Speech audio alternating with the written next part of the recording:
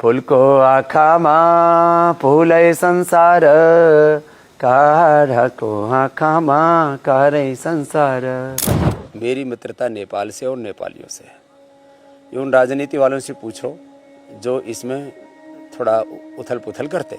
राजनीतिक दृष्टिबाट दुई राष्ट्र हुन्, तर सांस्कृतिक दृष्टिबाट, वैचारिक दृष्टिबाट, ऐतिहासिक दृष्टिबाट हामी एक आपसमा घुले मिलेका छौँ।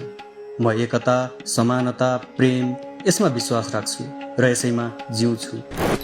हेर्नुस्, मैले भने म वाद विवाद भन्दा परको व्यक्ति हुँ। संवाद गर्छु र अध्यात्मवाद तथा मानवतावादलाई मान्छु। मेरो पासपोर्ट त इन्डियाको छ, तर म भन्छु म विश्वको नागरिक हुँ, किनभने म एक आध्यात्मिक मान्छे हुँ। आध्यात्मिक दृष्टिबाट पुरा दुनियाँको लागि म स्वामी रामदेव हुँ। जति भारतका लागि हुँ उति नै नेपालका लागि र पुरा दुनियाँका लागि हुँ। जति बुद्ध नेपालका हुन् उति नै पुरा दुनियाँका हुन्।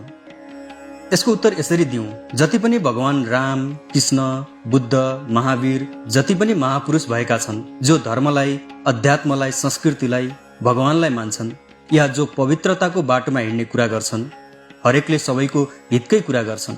अब यी जो राजनीतिक मानिस छन्, यिनीहरू अनेक कुरा गरेर मानिसहरूलाई तोड्ने प्रयास गर्छन्।